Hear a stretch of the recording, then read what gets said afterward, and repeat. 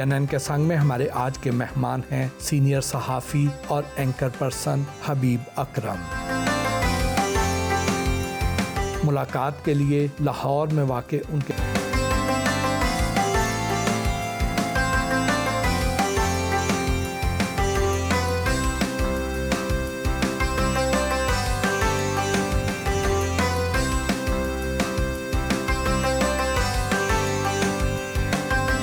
वो शख्स जो सऊदी अरब में मेहनत मजदूरी कर रहा था, ट्रक चला रहा था, उसके ज़हन में कभी ये ख्याल आया था कि वो किसी दिन पाकिस्तान का सफ़े अव्वल का एंकर बन जाएगा? दूसरी बात का तो मुझे पता नहीं है कि मैं सफ़े अव्वल में हूँ या नहीं हूँ। एक बात थी भट्टी साहब शुरू से कि लिखने पढ़ने से मेरा एक ताल्लुक़ था और वो स्कूल कॉलेज के दौर में ही शुरू हो गया। कॉलेज भी उस वक्त जब मैं थोड़ा सा वहाँ पे गया, तो जब बाहर भी गया, ज़ाहिर है बाहर जाना सऊदी अरब में आप मेहनत मजदूरी के लिए जाते हैं, उस वक्त हमारे घर के हालात भी ऐसे ही थे। लेकिन वहाँ जाके भी कुछ तबीयत ऐसी रही कि या मिजाज ऐसा रहा कि जिसमें किताब से ताल्लुक़ रहा। वो हज़रत मोहानी का शेर है ना कि है मश्क सुखन जारी, चक्की की मुशक्क़त भी है, तुरफ़ा तमाशा हसरत की तबीयत भी। तो वो वाली कैफियत रही कि वहाँ पे भी किताबों से अपना ताल्लुक़ रहा, अदब से, सियासियात से। तो बस उसकी वजह से एक ख़्याल तो था ज़हन में कि कभी लिखने पढ़ने का काम करेंगे, लेकिन क्या ये बाकायदा पेशा बन जाएगा, इस बारे में बहुत बाद में सोचा था, उस वक्त नहीं। आपने मेहनत मजदूरी के साथ साथ तालीम भी अपने मुकम्मल की, लेकिन इतना खूबसूरत लबो लहजा, इतना अच्छा तलफ़ुज़ और इतनी शुस्ता उर्दू कहाँ से सीखी? एक तो मेरे जो इसमें मेरे वालिदैन का ज़ाहिर है बहुत बड़ा अमल दखल है। मेरे वालिदैन आपस में भी उर्दू बोला करते थे, दोनों यानी जिनको मैं ख़ुद को कहता हूँ नजीबुत तरफ़ैन पंजाबी। वाह वाह। तो दोनों पंजाबी ख़ानदानों से ताल्लुक़ रखते थे, तो अपने अपने बहन भाइयों से वो पंजाबी में बात किया करते थे, लेकिन आपस में उर्दू में किया करते थे, लिहाजा घर में उर्दू का चलन था। फिर मुझे कराची में काम करने का मौका मिला। मैंने जर्नलिज़्म का आगाज़ भी कराची से किया था। तो कराची में रहते हुए बहुत सारे वहाँ के जो लोगों से, दोस्तों से बात की, तो उनका लहजा भी मुझ पर असरअंदाज होना शुरू हो गया। अब मैं कराची वाला लहजा इख्तियार नहीं कर पाया, पंजाबी लहजा मुझसे छूट गया, तो ये जो बीच का उर्दू का लहजा बना, अब आप इसको कह सकते हैं कि एक पाकिस्तानी लहजा है। दूसरा एक थी कि मेरा उलूम इस्लामिया से बड़ा गहरा एक ताल्लुक़ रहा। उसमें उलूम इस्लामिया में मैंने कुछ असातिज़ा के सामने ज़ानवे तलम्मुस भी तय किया, तो उनसे अरबी और फ़ारसी का भी एक ज़ौक़ पैदा हो गया। चूँकि उर्दू में बहुत सारे अल्फाज ऐसे हैं जो या तो अरबी के मुश्तक़ात हैं या फिर फ़ारसी की तराकीब है, तो उस वजह से फिर जब आपको इन अल्फाज के यानी अरबी में आपको मादों का इल्म हो जाए और वहाँ पे फ़ारसी में आपको तराकीब का इल्म हो जाए, तो शायद बहुत सारी चीज़ें आप भी गढ़ंत बढ़ंत कर लेते हैं। बचपन कहाँ गुजरा, कैसा गुजरा? सरगोदा में, बचपन तो सरगोदा में गुजरा। वहाँ पर जो हमारा बचपन था वो उसमें खुशगवार बातें ज़ाहिर है बचपन की होती हैं, लेकिन कुछ बच्चे होते हैं जिन्हें बहुत जल्दी अपनी गुर्बत का एहसास हो जाता है, तो मैं उनमें से था। दुनिया में जो सबसे बड़ी चीज़ है जो नाकाबिल बर्दाश्त है वो मुफलिसी है। मुफलिसी सिर्फ गुर्बत का नाम नहीं है, सिर्फ पैसों की कमी का नाम नहीं है। मुफलिसी उस ज़हनी कैफियत का नाम है जो गुर्बत पैदा करती है। तो मेरी अपनी जो एक जद्दोजहद रही, जो अंदर से ऑनेस्टली स्पीकिंग मैं उस ज़हनी मुफलिसी से जो निकलना चाहता रहा और कई दफ़ा निकला, कई दफ़ा वापस उसमें घुस गया, और आज भी मुझे लगता है कि मेरे जहन पे और मेरे दिलो दिमाग पे बहुत सारी जो बहुत सारी कहीं आप यूँ कहिए ना कि जो ख़राबियाँ हैं, एक्चुअली वो उस दौर की और उस मुफलिसी की पैदा करता है। तालीम का सिलसिला कहाँ तक जारी रहा? तालीम हासिल वैसे तो की मास्टर्स तक, लेकिन इब्तदा में मैंने जब मैं कॉलेज में पहुंचा एफएससी में, तो उसी वक्त हमारे घर में ये बात होना शुरू हो गई कि अब ये 18 साल का होगा तो इसको बाहर भेज दें। तो मुझे भी ये पता था कि अब पढ़ाई का सिलसिला यहीं पे रुक रहा है, तो मुझे बाहर जाना। तो उस बाहर जाने में मेरे एक चचा बड़े मुआविन साबित हुए, अल्लाह ताला उन्हें ज़िंदगी दे, वो सऊदी अरब में वो भी हुआ करते थे। अब میں ہمارا خیال یہ تھا کہ 18 سال کی عمر چاہیے، لیکن اس زمانے میں پھر 22 سال عمر ہوتی تھی. پھر پتہ نہیں اب مجھے کیا ہوا کہ پھر اس زمانے میں بہت چھوٹی عمر میں پھر باہر گیا، اور باہر جا کے پھر میں نے جو کام کرتے ہیں سارے کرتے ہیں وہ میں نے بھی کیے.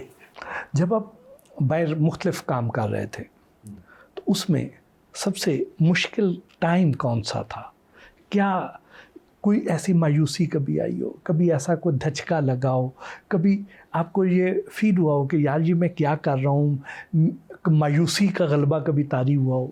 ایک دفعہ ایسا ہوا کہ میں صبح کے وقت پڑھاتا تھا، اور صبح ٹائی کوٹ پہن کے میں جاتا تھا ایک کالج میں پڑھانے، اور وہاں پہ میں مطالعہ پاکستان اور انگریزی پڑھاتا تھا. واپس آ کے میں میرے والد کا کارخانہ تھا ایک چھوٹا سا جس میں ویلڈنگ اور خراد کا کام ہوتا تھا، تو میں ویلڈنگ اور خراد کا کام کرتا تھا. تو جب جاتا تھا تو وہ اچھے کپڑے پہن کے پھر واپس آتا تھا، تو پھر دوبارہ جینز پہننی اور وہی شرٹ پہن کے دوبارہ پھر یا شلوار قمیض پہن کے وہ اپنا کام شروع کر دیتا تھا. تو اس زمانے میں ہوا یہ کہ میری جو دوڑ ہوتی تھی، جو میرے آبجیکٹو تھے وہ یہ تھے پیسوں کے اعتبار سے کہ ہماری بجلی کا بل جو ہے نا وہ بر وقت ادا ہو جائے. اور ہمیشہ ایسا ہوتا تھا کہ یا تو آخری تاریخ آ جاتی تھی یا بجلی کٹ جاتی تھی. 2 مہینے بعد اس زمانے میں بجلی کٹتی تھی. اچھا، اب ہونا یہ کہ ایوری ادر منتھ ہماری بجلی کٹتی تھی اور میں بھاگ رہا ہوتا تھا بجلی ریسٹور کروانے کے لیے. مجھے وہ جو دور ہے نا وہ لگتا تھا کہ اس میں بڑی ہی مایوسی تھی میرے لیے، اور مجھے ایسے لگتا تھا کہ شاید زندگی کے سارے دروازے مجھ پر بند ہو چکے ہیں. انہی دنوں میں میری بہن کی طبیعت کچھ خراب ہو گئی. تو انہوں نے مطلب جیسے آج کل کا نومبر دسمبر کا موسم ہے، تو اسے کھانسی وانسی آئی. تو ڈاکٹرز نے کہا کہ آپ اس کو نا بجائے اس کے کہ اس کی کھانسی بگڑ جائے اور کسی پیچیدگی میں آپ چلے جائیں، تو آپ ایسا کریں کہ اس کو یہ دوائی کھلائیں 2 یا 3 مہینے. مزے کی بات ہے کہ میری بیٹی کو بھی آج کل وہ ڈاکٹر نے وہی جو دوائی تجویز کی. خیر، تو اور اس کو ایک انڈا جو ہے نا روزانہ ابلا ہوا یہ کھائے. میرے لیے یہ 2 چیزیں ارینج کرنا ایک ایسا عذاب تھا کہ جس کی وجہ سے مجھے لگتا تھا کہ میں کیا کروں، میں چوری کروں، میں کہیں ڈاکہ ڈالوں، میں کوئی غیر قانونی کام کروں، میں کیا کروں جس کے نتیجے میں یہ 2 چیز ضروریات جو ہے وہ میں پوری کر سکوں. اور جب میں وہ پوری کر لیتا تھا تو مجھے ایسا لگتا تھا کہ جیسے میں نے بہت کچھ فتح کر لیا. اب جو ہے میں آپ کو بتاؤں کہ مجھے جب بھی میں پاکستان کے بارے میں سوچتا ہوں تو میں یہ سوچتا ہوں کہ یار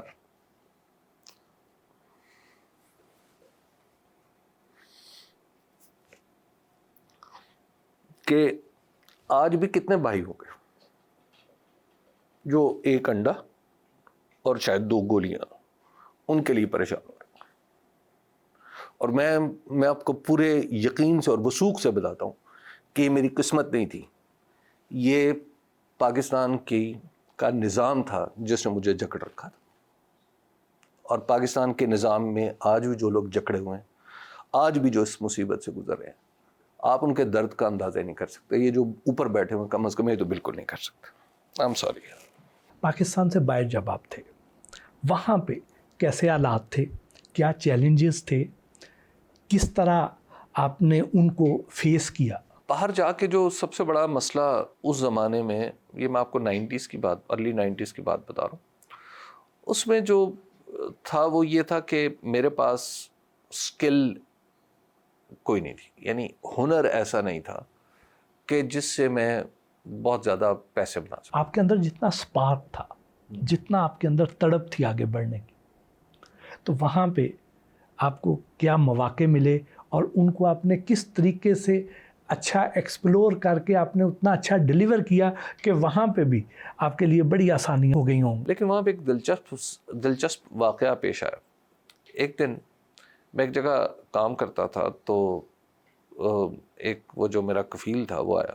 اس نے آ کے مجھے کہا کہ وہ آ رہا تھا اپنی گاڑی میں اور میں اس سے کافی دور کام میں مصروف تھا, میں نے اس کی گاڑی آتے ہوئے نہیں دیکھی. تو جب وہ قریب آیا تو میں نے اٹھ کے سلام دعا جیسے کی, تو مجھے کہنے لگا کہ یار چائے مل سکتی ہے. میں نے کہا ہاں. اچھا, وہ جیسے چائے وہ بغیر دودھ کے وہاں پہ عام طور پہ پی جاتی ہے, تو میں نے تھرموس میں چائے بنا کے رکھی ہوئی تھی, تو میں نے ان کو بھی دی اور خود بھی چائے پینے. تو مجھے کہنے لگے کہ اس وقت ان کی عمر ہوگی کوئی 70 سال سے کچھ اوپر. تو مجھے کہنے لگے کہ یار تم ایک کام کرو, تم نا پاکستان واپس چلے جاؤ. مجھے لگا کہ اس نے تو میری نوکری ختم کرنے کا اعلان ہی کر دیا.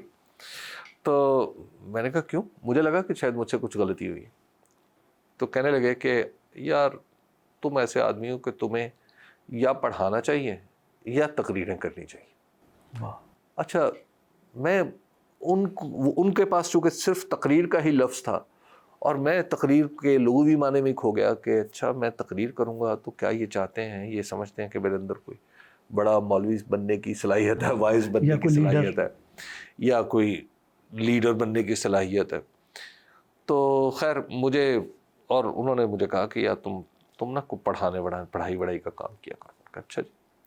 وہ کہہ کے چلے گئے اور یہ بات بھی میرے ذہن سے اتر گئی. لیکن محسن پراسرار طریقے سے ایسے پیچ پڑے کہ میں ultimately I landed where I am. واہ, کیسے ٹرانسفارمیشن ہوئی سعودی عرب سے, پھر آپ صحافت میں آگے, آپ نے کامرس رپورٹنگ سے جی کام کا آغاز کیا, صحافت میں پھر اس کی وجہ یہ صحافت میں اس طرح آیا کہ میں نے دوسرے دیگر کام جو تھے اس میں اتنا خوار ہو چکا تھا, اور پھر کچھ دیگر بھی چیزیں تھیں نا گفتبہ قسم کی, اس میں مجھے یوں لگا کہ اب مجھے نوکری کرنی چاہیے. میں لکھتا تھا لیکن باقاعدہ صحافت نہیں کرتا تھا. تو پھر مجھے ایسا لگا کہ اب مجھے باقاعدہ طور پر اسی شعبے میں ہی کام کرنا چاہیے, اور اس شعبے میں کام کرتے ہوئے شاید میں اپنی صلاحیتوں کا اظہار بھی کر پاؤں, اور شاید اپنے گھر کے جو فوری نوعیت کے مالی ضروریات ہیں ان کو بھی پورا کر پاؤں. تو یہ اس کے پیچھے دو چیزیں تھیں. اب لکھنا میرا 94-95 سے شروع ہو چکا تھا, کہ جس میں کچھ چھوٹے موٹے جو سرگودا کے مقامی اخبار تھے اس میں کالم بھی لکھ رہا تھا.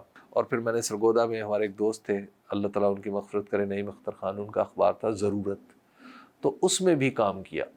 تو انہوں نے مجھے بڑی تیزی سے, میں 2 مہینے بعد ہی انہوں نے مجھے کہا کہ تم ایسا کرو کہ اب میں تمہیں نوکری سے نکال رہا ہوں اور 1 مہینے کا ٹائم ہے تمہارے پاس, تم کسی بڑے شہر میں جا کے صحافت شروع کر دو. اچھا. کیونکہ سرگودا میں تمہارے جیسا آدمی رہے گا تو خراب ہوگا اور ضائع ہوگا. پھر ہمارے ایک دوست ہیں خرم کلیم صاحب, وہ کراچی میں کام کرتے تھے, وہ مجھ سے پہلے جرنلزم میں تھوڑا سا آ گئے. تو پھر میں نے ان کو فون کیا, انہوں نے کہا آ جاؤ. تو پھر میں نے ان کے ساتھ جا کے وہاں پہ صحافت ایک جگہ NNI, اور پھر آہستہ آہستہ پھر دوسرے اداروں میں کام کرتا رہا. بطور کامرس رپورٹر آپ نے کیریئر کا آغاز کیا. وہ اس لیے کیا محسن کے جو اس کے پیچھے بھی جو وجہ تھی وہ فائنینشیل تھی. وہ یہ کہ کامرس میں کہا جاتا تھا کہ کامرس ذرا کم لوگوں کو سمجھ میں آتی, نمبر 1.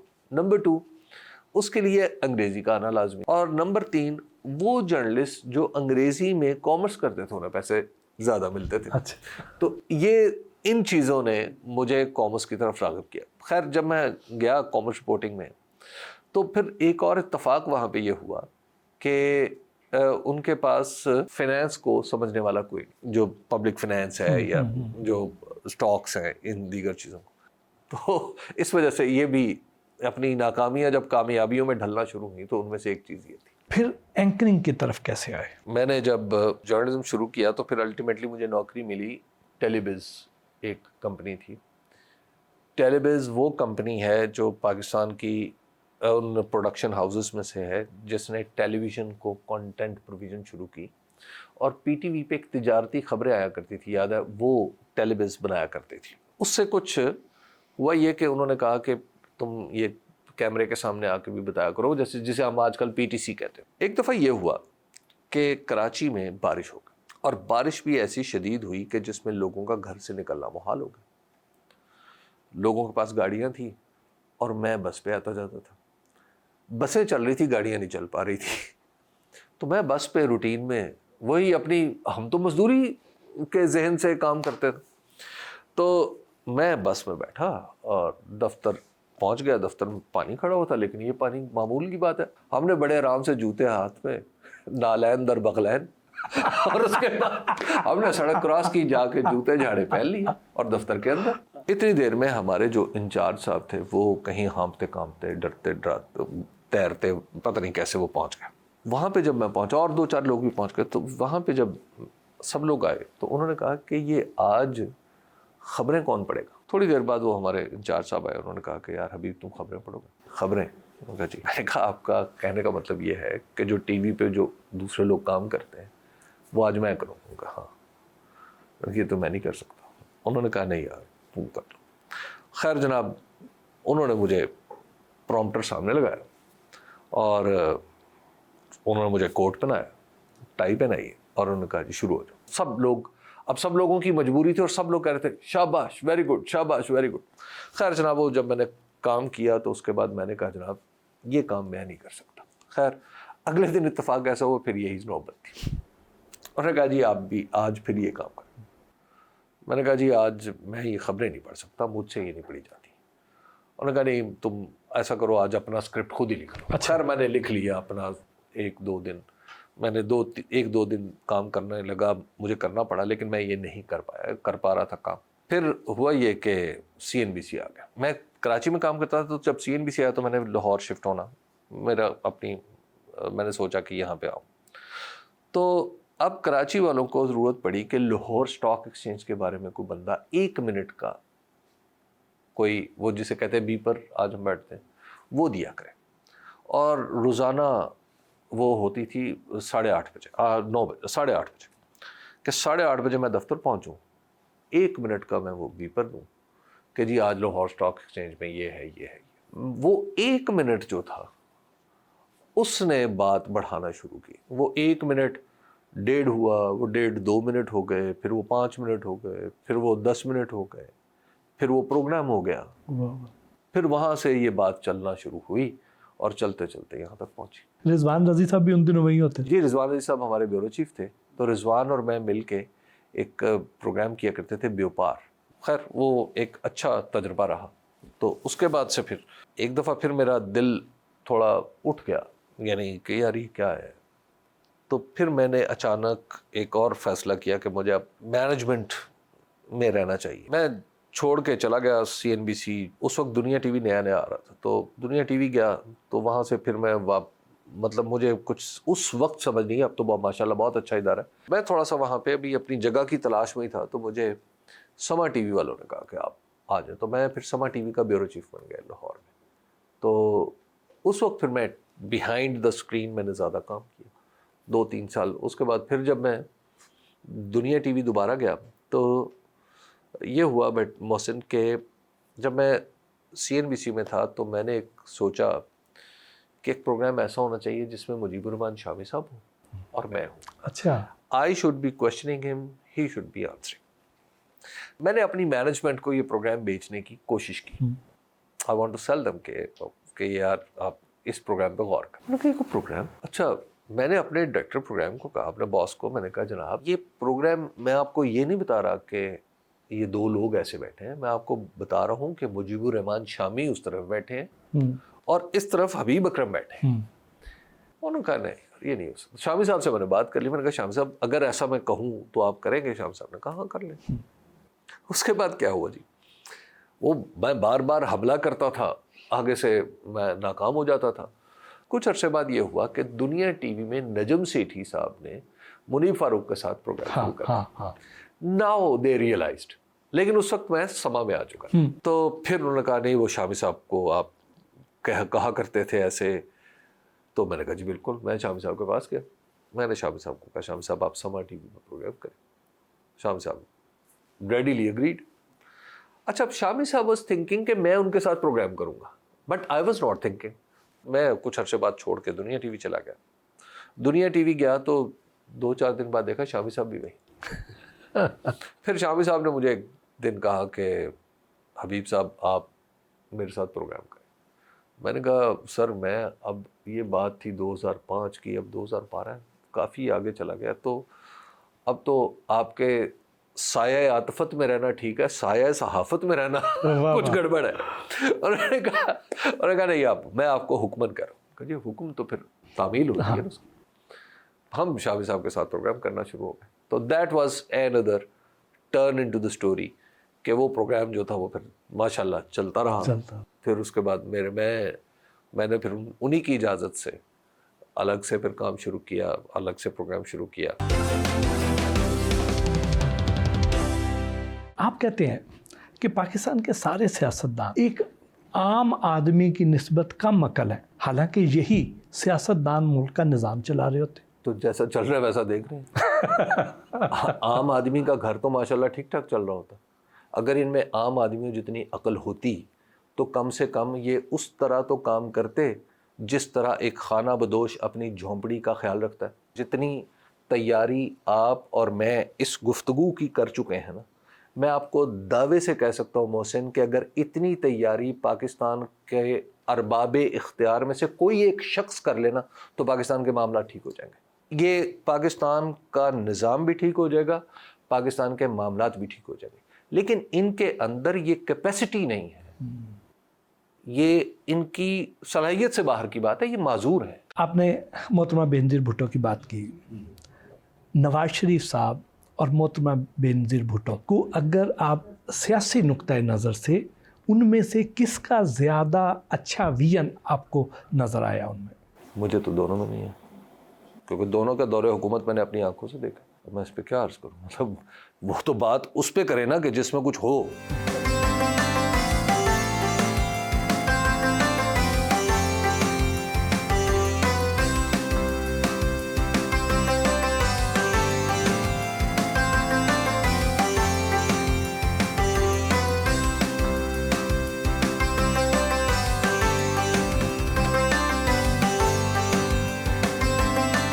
چھبیسویں آئینی ترمیم پاس کروانے میں مولانا فضل الرحمان صاحب کا جو کردار ہے, کیا آپ کو اسی کردار کی توقع تھی یا آپ کو مایوسی ہوئی؟ مجھے اسی کردار کی توقع تھی. میں یہ سمجھتا ہوں کہ مولانا فضل الرحمان کے پاس اتنی ہی گنجائش تھی.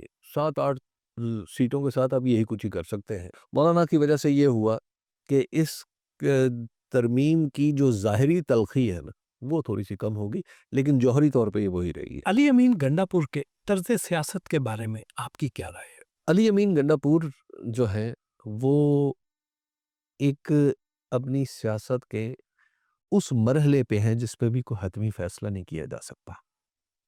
اس کی وجہ یہ ہے کہ ان کی عمر کم ہے. بھی وہ وزیر اعلیٰ تو بن چکے ہیں, ان کو اپنا فیوچر بھی آگے دکھائی دیتا ہے, اور وہ پاکستان کے ایک روایتی سیاسی اثر و رسوخ رکھنے والے خاندانوں میں سے ایک خاندان ہے ان کا.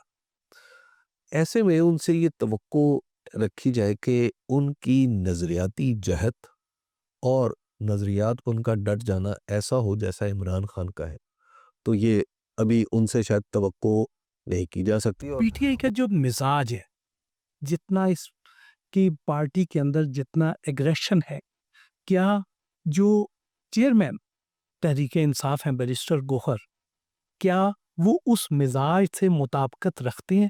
کیا ان کی بطور چیئرمین تقرری ایک درست فیصلہ ہے؟ یہ بتائیے کہ انہیں نومبر 2023 میں بنایا گیا تھا گوہر صاحب کو پارٹی کا چیئرمین. ذرا اس بات پہ غور کیجئے کہ نومبر 2023 میں کتنے لوگ دستیاب تھے چیئرمین بننے کے لیے.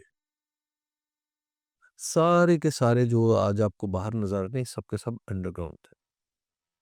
کوئی ایک شخص باہر نہیں تھا. جن کو چیئرمین بننا چاہیے تھا عمران خان کے بعد, وہ شاہ محمود قریشی ہیں, وہ جیل میں تھے. اس کے بعد جو جتنی صف اول کی قیادت تھی یا تو وہ چھوڑ چکی تھی, ٹھیک ہے, یا وہ روپوش تھی یا جیلوں میں تھی. ایسی کیفیت میں آپ کے پاس کتنے لوگ بچتے ہیں جن کو آپ چیئرمین بنا سکیں؟ تو آپ کے پاس ایک آدھ دو ناموں کے سوا کوئی نہیں بچتا. ایک ایسے شخص کو ہی چیئرمین بنایا جا سکتا تھا جو جس کے بارے میں, جس کو دیکھ کے پارٹی کے سینئر لوگ جو ہیں وہ عدم تحفظ کا شکار نہ ہو.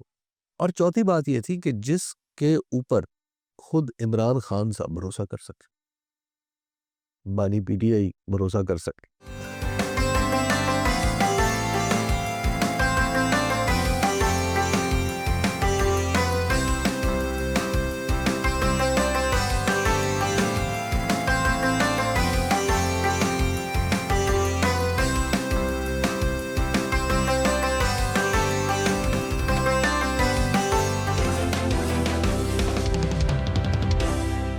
تو لوگ بڑی تیزی سے سولر پاور پر منتقل ہو رہے ہیں, تو آپ اس کو اچھا ہی نہیں سمجھتے, کیا وجہ ہے؟ میں آپ کو کیا عرض کروں, کس چیز پہ بندہ رونا روئے. تو یہ جو ہم کریں نا سولر بھی بنیادی طور پہ ہم غریب کو غریب تر کرنے کے لیے ایک کام کریں اور امیر کو امیر تر. وہ کیسے؟ آپ ذرا یہ دیکھیے محسن, آپ ایک گھر میں سولر لگاتے ہیں, ٹھیک ہے, وہ سولر 10 کلو واٹ کا آپ نے لگا لیا. 10 کلو واٹ آپ کے گھر کی ضرورت کسی ایک ٹائم ہوگی, ٹھیک ہے, عام طور پہ 1-2 کلو واٹ سے آپ کا کام چل رہا ہوتا ہے. وہ جو دن کے وقت آپ کے 10 کلو واٹ پیدا ہو رہے ہیں, آپ اس میں 8 کلو واٹ آپ ایکسپورٹ کر دیتے ہیں. آپ ایکسپورٹ کر رہے ہیں, اور پھر جب آپ کی ضرورت پڑتی ہے رات کو یا کسی اور وقت, تو آپ اسی سسٹم سے وہ بجلی واپس لے لیتے ہیں اور دونوں آف سیٹ ہو جاتے ہیں. ایسا ہی ہے نا. اچھا, آپ نے اس سسٹم کو بیٹری کے طور پہ استعمال کیا نا, جی, اسٹوریج کے لیے. اسٹوریج کے لیے آپ نے استعمال کیا نا. اچھا, اس سسٹم کی جو بیٹری کے پیسے, اس کے بیٹری ہونے کے پیسے, وہ کون دے رہا ہے؟ غریب آدمی, جس کے پاس یہ سکت ہی نہیں ہے کہ وہ سولر لگا سکے. امیر آدمی نے تو یہ کام کر لیا, نمبر 1. نمبر 2, آپ کے پاس 27,000 میگا واٹ کی ٹرانسمیشن لائن ہے, 43,000 جو 1000 میگا واٹ ہے وہ آپ کی انسٹالڈ کیپیسٹی ہے رفلی. اگلے 2 سال میں آپ کے پاس اگلے 5 سال میں شاید آپ کے پاس مزید اس میں اضافہ ہوتا چلا جائے گا, سولر کی صورت میں نہیں, جو جنریشن آپ کی بڑھتی چلی جائے گی. جی. آپ کا اس وقت سولر جو ہے وہ 6000 میگا واٹ ہے تقریباً. اب آپ ذرا حساب لگائیں کہ آپ پاکستان کے اندر 43,000 میگا واٹ کے پیسے آپ دے رہے ہیں, 27,000 میگا واٹ آپ کی ٹرانسمیشن لائنز ہیں, اس کا بھی خرچہ آپ دے رہے ہیں. اچھا, اور فائدہ کون لے رہا ہے؟ وہ جس نے سولر لگایا ہوا ہے. بجلی ہے, وافر ہے, پہنچ رہی ہے, لیکن اب جو آپ نے سولر لگوا دیے ہیں اور سولر لگوانے کی صورت میں وہ کیپیسٹی آئیڈل ہو گئی ہے, پیسے دے رہے ہیں, اور یہ بوجھ کس پہ پڑے گا؟ یہ غریب آدمی پہ پڑے گا جو نہیں لگوا سکتا. تو لہٰذا جو سولر ہے, میں سمجھتا ہوں یہ پاکستان کے ساتھ ایک زیادتی ہے. بجلی کا کوئی کانسیپٹ ہی ایسا نہیں ہے جس میں آپ کی بجلی صرف سیزنل ہو یا دن کے ایک حصے میں ہو. مریم نواز شریف کو بطور وزیر اعلیٰ 10 میں سے کتنے نمبر دیں گے؟ یہ ایک ٹیڑھا سوال آپ نے کیا ہے, اور میں اس کا جواب نہیں دینا چاہتا. اس کی وجہ بھی دیکھ لیں کہ اگر آپ اس کو چلانا چاہیں تو چل بھی جائے. وہ یہ کہ اگر محترمہ مریم نواز ایک ایسے الیکشن کے نتیجے میں منتخب ہوتی جس کے اوپر کوئی اعتراض نہ ہوتا, تو پھر میں ضرور اس سوال کا جواب دیتا.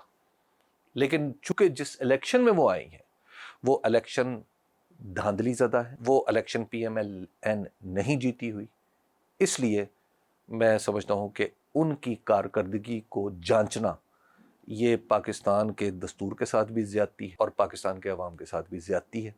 میں پاکستان کے عوام کے ساتھ یہ زیادتی نہیں کر سکتا کیونکہ میں خود عوام میں سے ہوں. نواز شریف کا مستقبل کی سیاست میں آپ کوئی کردار دیکھتے ہیں؟ نواز شریف صاحب کو جب کوئی کردار دیا جائے گا وہ ادا کر لیں. بلاول بھٹو زرداری کی سیاست کو مستقبل میں کہاں دیکھتے ہیں؟ بلاول بھٹو زرداری صاحب کو بھی جب جو کردار ملے گا وہ اس کو ادا کر لیں گے. آپ نے مجیب الرحمان شامی صاحب جیسے سینئر صحافی کے ساتھ بھی کام کیا اور آج کی ینگ لاٹ کے ساتھ بھی کام کر رہے ہیں, کیا فرق دیکھتے ہیں؟ شامی صاحب میں احتیاط بہت زیادہ, لفظوں کی نشست و برخاست کا خیال رکھنا, حقائق کا تعین کرنا اور اس کے بعد اس پر رائے قائم کرنا, یہ شامی صاحب کی ایک ایسی خصوصیت ہے جو ان کے ہم اثر لوگوں میں بھی کم ہے. اب جو نئے لوگ آ رہے ہیں ان کو میں عام طور پہ دیکھتا ہوں کہ وہ چیزوں کو بہت ہی سپرفیشلی دیکھتے ہیں, سطحی طور پہ دیکھتے ہیں, یا شاید یہ ابتدائی ان کا دور ہے.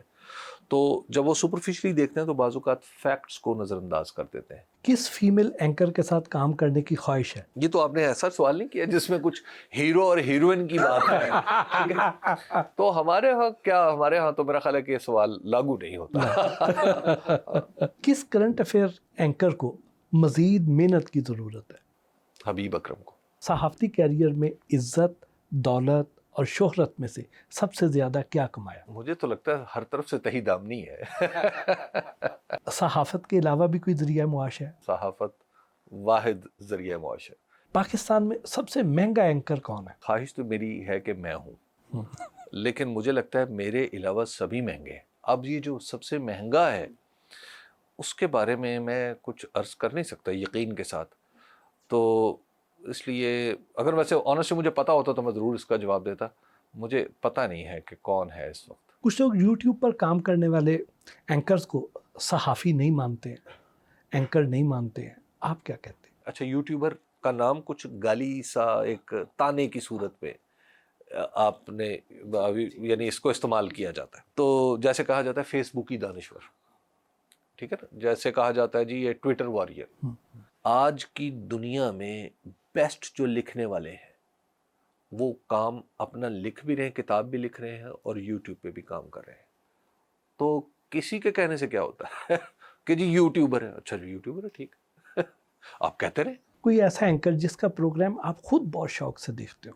اگر میں ٹی وی کی بات کروں تو حامد میر صاحب کا پروگرام میں پہلے زیادہ ذوق و شوق سے دیکھتا تھا، اب وہ اشتیاق تھوڑا سا کم ہو گیا. پھر کامران خان صاحب کا پروگرام دیکھا کرتا تھا، اور شاہ خانزادہ کا پروگرام میں بڑے غور سے اور اشتیاق سے دیکھتا ہوں.